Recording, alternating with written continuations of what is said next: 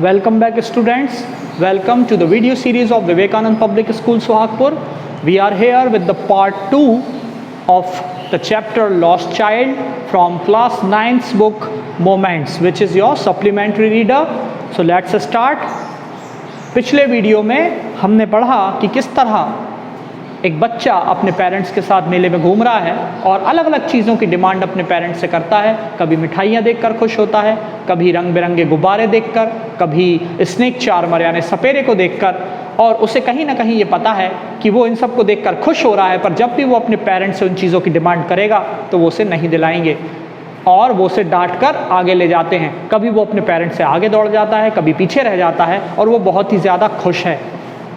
आखिरी पॉइंट पर एक वो राउंड अबाउट यानी एक बड़े झूले को देखता है और अपने पेरेंट्स से उस झूले पर झूलने की इच्छा करता है और कहता है I want to go on the roundabout, please father please mother. इस तरह से वो डिमांड करता है, लेकिन उनका कोई रिप्लाई नहीं आता। इससे पहले पेरेंट्स उसे डांट कर मना कर रहे थे, उसकी डिमांड को कैंसिल कर रहे थे, लेकिन अचानक वो देखता है कि इस बार फादर मदर का कोई रिप्लाई नहीं आया झूले पर झूलने के बारे में। वो अचानक घबरा कर देखता है और वो पाता है there was no trace of his parents. उसके माँ बाप कहीं नहीं थे।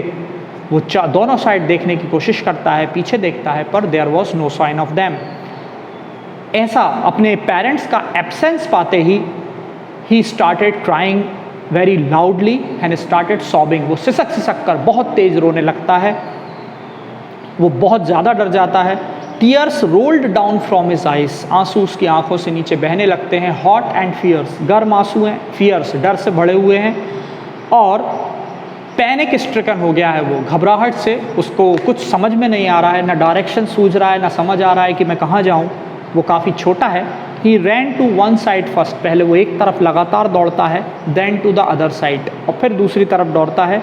Hither and thither in all directions, ये पुराना आर्केक वर्ड है हेयर एंड देयर के लिए, hither and thither in all directions. वो कहीं नहीं पहुंचता। जनरली जब एक इंसान डरा हुआ होता है और उसे डायरेक्शन में कन्फ्यूजन हो जाता है तो वो एक ही तरफ ना जाकर थोड़ी दूर तक जाता है और जब कुछ नहीं पाता है तो लौट कर आता है। इस वजह से उसे सही डायरेक्शन भी नहीं मिलती।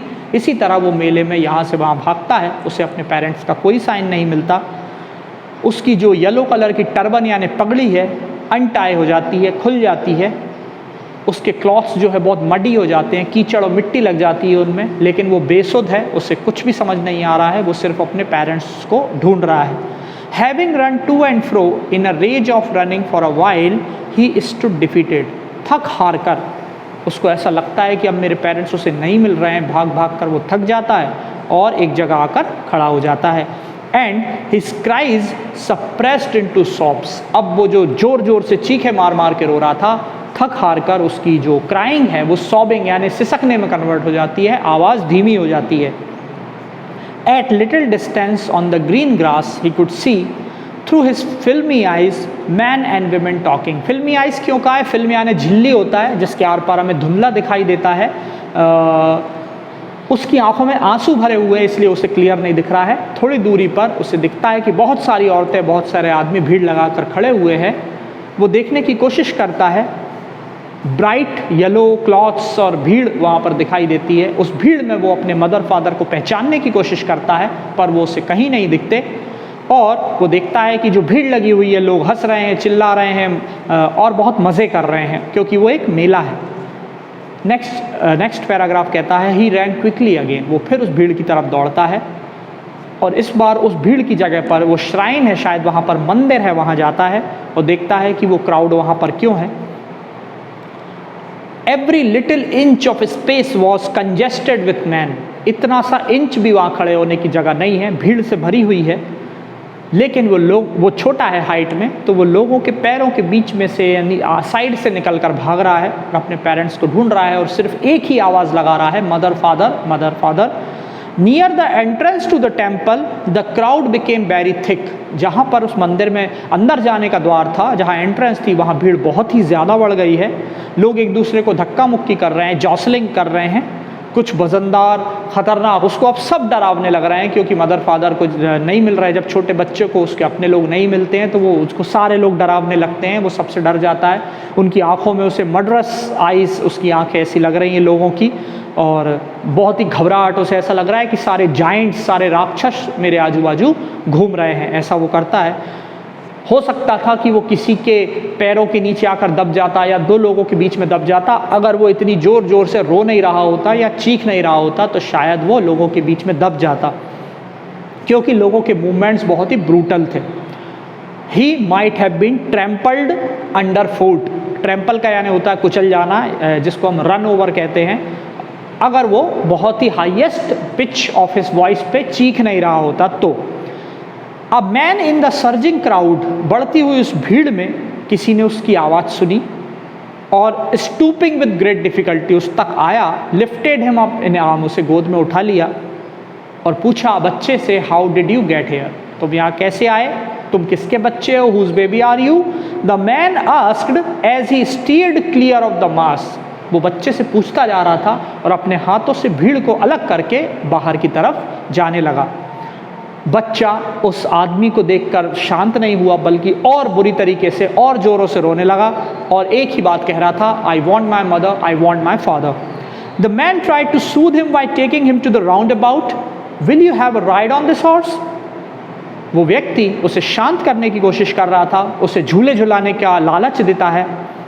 वो कहता है कि क्या तुम घोड़े पर सवारी करोगे, but and he gently asked as he approached the ring, the child's throat tore into 1000 shrill sobs and he only shouted। जब वो उस झूले की रिंग जो होती है वहाँ पहुँच गया तो बच्चा और ज़ोरों से रोने लगा और उसकी जो आवाज़ है उसका गला भर गया और वो शाउट करना उसने स्टार्ट कर दिया और एक ही चीज़ बोल रहा था, same, I want my mother, I want my father. जो व्यक्ति था उसने क्या किया, he headed towards the place where the snake charmer was playing, जहाँ वो सपेरा अपनी बीन बजा रहा था और लोगों को उस स्नेक का डांस दिखाने की कोशिश कर रहा था, उसके मूवमेंट दिखा रहा था। वहाँ वो आदमी उस बच्चे को ले जाता है और कहता है कि listen to the nice music, बच्चे से कहता है उसकी धुन सुनो। वो उससे प्लीड करता है पर चाइल्ड जो है वो अपने कानों को बंद कर लेता है, ही शट्स हिज ईयर्स और ज़ोर ज़ोर से चिल्लाने लगता है, I want my father, I want my mother. फिर वो उसे बलून्स के पास ले जाता है और सोचता है कि शायद जो ब्राइट कलर्स हैं बलून्स के वो उसको डिस्ट्रैक्ट करेंगे और बच्चा रोना बंद कर देगा या अपने मदर फादर को खोजना बंद कर देगा, उनके लिए चिल्लाना बंद कर देगा।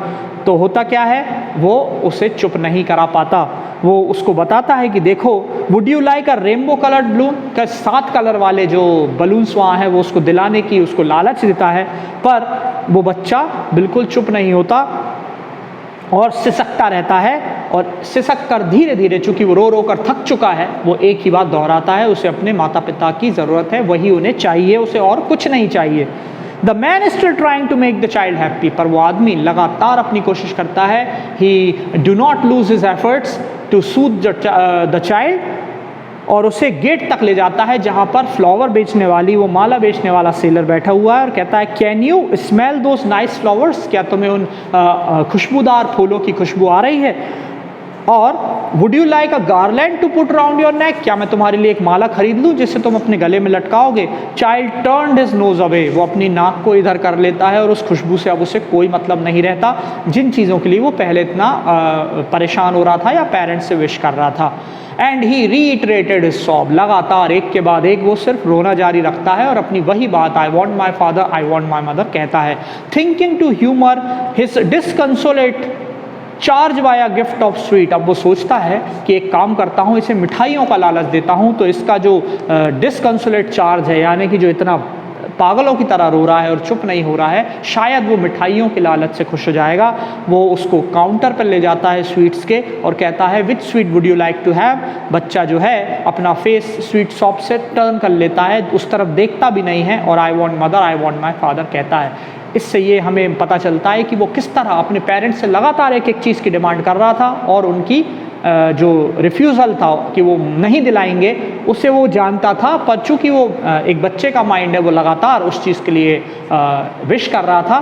बट एक बार उसके पेरेंट्स का जब रिप्लाई नहीं आता तो वो एकदम डर जाता है, रोने लगता है और एक व्यक्ति उसको चुप करने की कोशिश करता है। अब ये कहा नहीं जा सकता कि वो एक अच्छा आदमी था जो वाकई उसकी हेल्प कर रहा था, या वो कोई चाइल्ड पिकर था जो उसे उठाना चाहता था, ले जाना चाहता था, उसे किडनैप करना चाहता था। ये कुछ नहीं कहा जा सकता है। इसमें ये बताया गया है कि बच्चों को इस तरह सावधान रहना चाहिए, आगे पीछे नहीं दौड़ना चाहिए, हर जगह अवेयर रहना चाहिए। इसके कुछ क्वेश्चंस जो इम्पॉर्टेंट बनते हैं बिल्कुल on the basis of the story हैं, उसके छोटे छोटे टर्न्स के ऊपर क्वेश्चंस बनते हैं, जैसे what are the things the child sees on his way. अपने मेले के रास्ते में बच्चा किन चीज़ों को देखता है और वो पीछे क्यों छूट जाता है। एक क्वेश्चन बनता है कि in the fair he wants many things, वो चीज़ें क्या थी, जिन चीज़ों को वो पाना चाहता है वो क्या चीज़ें थी, और वो अपने पेरेंट्स के आंसर का वेट किए बगैर ही क्यों आगे बढ़ जाता है। ये तो हम अच्छे से समझते हैं क्योंकि वो पेरेंट्स को अच्छे से जानता था और वो जानता था कि वो रिफ्यूज़ ही करेंगे, मना करेंगे। इसके अलावा और भी क्वेश्चंस बनते हैं, जैसे कि जिन चीज़ों को बच्चा शुरू में इतने इंटरेस्ट से मांग रहा था उनमें उसका इंटरेस्ट क्यों खो जाता है। ऐसे कुछ इंपॉर्टेंट क्वेश्चंस चैप्टर पे बनते हैं। आई होप आप ये स्टोरी सुनने के बाद इनके आंसर्स को आसानी से लिख पाएंगे, समझ पाएंगे। नेक्स्ट वीडियो का वेट करें जिसमें हम नेक्स्ट चैप्टर को समझेंगे। Till then, thank you very much.